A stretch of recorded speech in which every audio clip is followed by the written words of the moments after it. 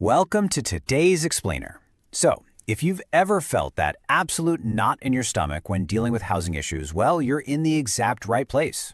Today, we're stepping right into the shoes of a tenant navigating a really difficult but super common landlord conversation. And we're going to do it by mastering what I consider the ultimate superpower in English communication, the polite but assertive tone. Let's get right into it. Okay, put yourself in this scenario for a second. You walk to your mailbox, you open an envelope, and boom, you just got a letter saying your rent is going up by $200 next month. Panic sets in, right? You probably have absolutely no idea what to say. Well, take a deep breath, because by the end of this explainer, you are going to know exactly what to say on the phone to handle this gracefully, calmly, and most importantly, effectively. Okay, let's dive into this. Our negotiation strategy has 3 clear steps for this phone call. Step 1, we challenge the 30-day notice. Step 2, we counter the $200 increase. And Step 3, we bundle a repair request. Let's start with Step 1, challenging the timeline. You start the call, check if they actually have a minute to talk, and then you use this specific opening phrase, "I wanted to bring something to your attention." Now, notice how this gently introduces a problem without putting the landlord immediately on the defensive.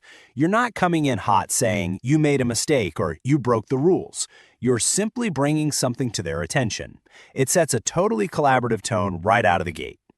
So once you have their attention, you've got a choice to make.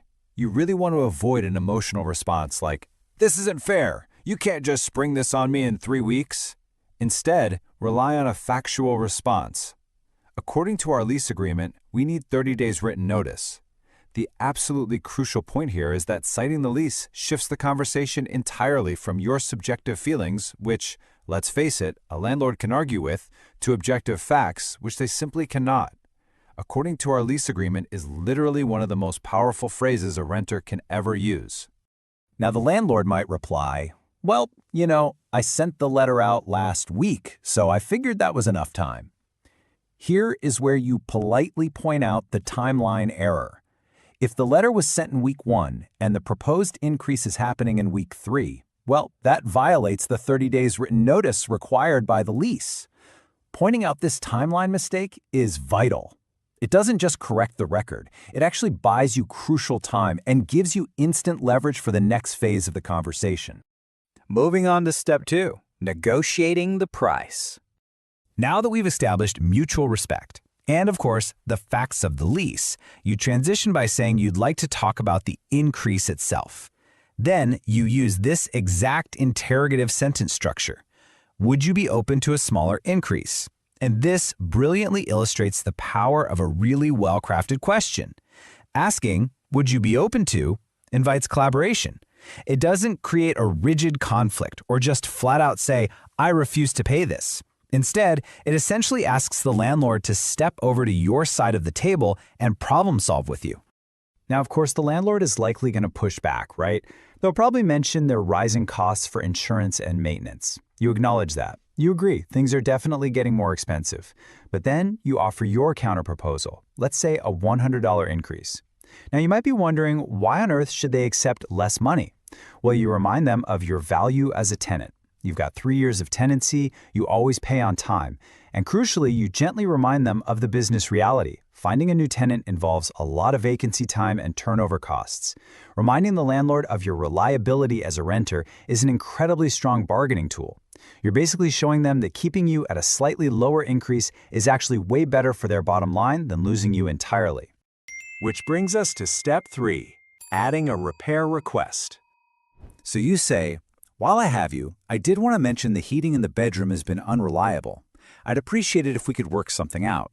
Now, bringing up a repair request in the exact same call as a rent negotiation might sound pushy, but it really isn't. It's simply efficient. You already have their attention on the line. By using the cooperative phrase, "I'd appreciate it if we could work something out," you maintain that perfectly polite but assertive tone we've been talking about. You are literally solving 2 problems with 1 phone call. All right, on to Step 4, getting it in writing. Let's say the landlord has agreed to send a repair person and has promised to think about your $100 counteroffer. You reply, "Perfect, and when you do, can we put that in writing?" Now, what's really interesting here is that this is the golden, non-negotiable rule of renting. Whatever a landlord agrees to verbally simply does not exist until it's documented. Asking for it in writing, even just over a quick email, protects you and ensures absolutely everyone is on the exact same page. Let's wrap this up with step 5. It is your turn to practice. Imagine your landlord just verbally told you rent is going up next month. I want you to practice this out loud with me right now. Ready? I wanted to bring something to your attention. According to our lease agreement, we need 30 days written notice. Would you be open to discussing the timing? Keep your voice calm, keep it even. You are neither apologetic nor aggressive. Try it again on your own later and just notice how much more confident it feels the second time around. Hitting that specific tone, that is the whole skill. So, to summarize our lesson for today, being polite and being assertive are absolutely not contradictions. Polite but assertive is the most effective combination of respectful language and firm boundaries. It really is the ultimate skill for resolving housing disputes and, honestly, for resolving most conflicts in life. You can be incredibly kind while also absolutely refusing to be taken advantage of. So look at everything we've covered today. You have the exact phrases, the exact logic, and the exact tone you need to guide a difficult conversation into a collaborative agreement. Which leaves me with one final question for you. Are you ready to make the call? Take these scripts, apply them to your real-life negotiations, and step right into your power as an informed, confident communicator. Thank you so much for joining me for this explainer, and I can't wait to help you master even more conversations next time. Thank you everyone for watching this video. Subscribe for daily updates about real-life situations.